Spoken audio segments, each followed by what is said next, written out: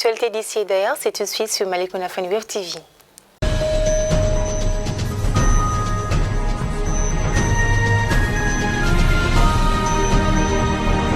L'Algérie, désireuse est de reprendre l'initiative en matière de lutte contre le terrorisme, organise à partir de ce mardi 10 août 2021 et ce pendant 10 jours une conférence sécuritaire au Sahel. Elle a invité des responsables politiques et sécuritaires des 5 pays subsahariens, à savoir le Tchad, le Niger, le Burkina Faso, le Mali et la Mauritanie, à Alger.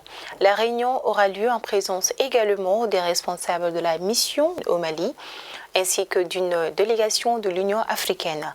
Cette conférence est organisée par le Centre africain des études sur le terrorisme à Alger, sous l'égide du ministère des Affaires étrangères. Elle se penchera sur le dossier des trafics transfrontaliers, du terrorisme et de la migration clandestine. L'hôtel Sheraton de Bamako a servi le lundi 9 août 2021 à la tenue de l'atelier sur la présentation du nouveau mandat de la mission de la MINUSMA, mission multidimensionnelle intégrée des Nations Unies pour la stabilisation du Mali et le renforcement du soutien au plan d'action gouvernemental. La cérémonie d'ouverture de cet atelier était présidée par le représentant du Premier ministre, colonel Sadio Kamara, ministre de la Défense, qui a sollicité l'appui de la MINUSMA. Nous attendons un accompagnement conséquent de la MINUSMA au gouvernement de la transition en vue de la tenue d'élections libres, transparentes et crédibles. Selon le dernier bilan officiel, 51 civils auraient perdu la vie lors de l'attaque de 4 villages du siècle d'Assongo au nord-est du Mali. L'État islamique dans le Grand Sahara, le principal groupe terroriste qui opère dans la zone, est fortement soupçonné d'être l'auteur de ces massacres. De nombreux militaires maliens et onusiens se sont rendus sur place pour pouvoir sécuriser et ratiser la région. Mais à Bamako, l'angoisse est perceptible pour les familles des victimes. Les épreuves des brevets et techniciens BT1 et 2 ont démarré hier lundi sur l'ensemble du territoire national du Mali pour boucler l'année scolaire 2020-2021. Cette année, le nombre des candidats est estimé à 38 984 sur l'ensemble du territoire national. Les démarrages des épreuves ont été marqués par quelques difficultés dans certains centres d'examen.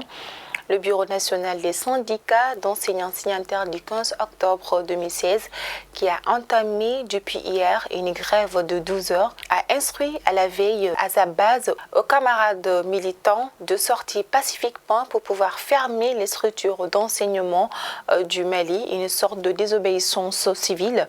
Cet appel a été suivi par la base car les enseignants sont sortis pour se converger dans les centres de leurs zones respectives pour mettre tout en œuvre afin que les établissements ne s'ouvrent pas. Ce qui a provoqué quelques échauffourées avec les forces de l'ordre dans certains endroits et a ralenti le déroulement des épreuves. Le porte-parole des syndicats d'enseignants signataires du 15 octobre 2016, M. Ousmane Almoudou Touré, a fait savoir que pour eux, ce ne sont pas des examens, mais plutôt c'est une mascarade qui sont en train de se dérouler. De Sikasso à Nioro, en passant par Sévaré, Kati et à Bamako, les échauffourées entre les enseignants et les forces de l'ordre ont perturbé le déroulement des examens du privé de techniciens, première et deuxième partie, BT1 et BT2, débutés hier sur toute l'étendue du territoire national. Cette situation fait suite à l'appel de la synergie et des syndicats des enseignants signataires du 15 octobre 2016 à observer une désobéissance civile qui consiste à fermer toutes les structures de l'éducation nationale, mais aussi un préavis de grève de 12 heures qui a commencé hier lundi 9 août 2021. Le département de l'éducation nationale a pour sa part voulu être rassurant quant au déroulé des examens depuis un lycée privé de la commune 4 du district de Bamako sur la rive droite où Madame où Madame le ministre Sidibé Dédéou Ousmane Traoré a présidé le lancement. L'on apprend également qu'Asségou, à la première journée de la désobéissance civile, a été pas contre un échec malgré pour quelques mobilisations des enseignants. Dans le cadre de la mise en œuvre de l'opération dite Tourbillon, qui consiste à lutter contre le trafic et la consommation des stupéfiants en commune 2 du district de Bamako, les éléments du commissariat du 3e arrondissement conduits par le comité principal, M. Sadio Di Konon Tomoda, ont effectué une descente musclée et productive dans le quartier réputé. Le commissaire principal, M. Sadio Kono Tomoda, a mis à nu des femmes vendeuses et consommatrices de drogue, de jeunes femmes du nom de Fatoumata Karambeta, dite Merma, et Fanta Traoré, dite Fantiste, âgées respectivement de 22 et 27 ans. Selon nos sources, elles étaient alors en pleine transaction de produits stupéfiants.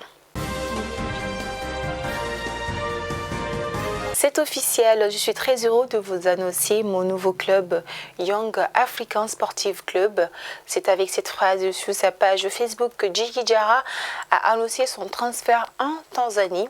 Le gardien de but international malien s'est ainsi engagé officiellement avec Young African Club, vice-champion de Tanzanie.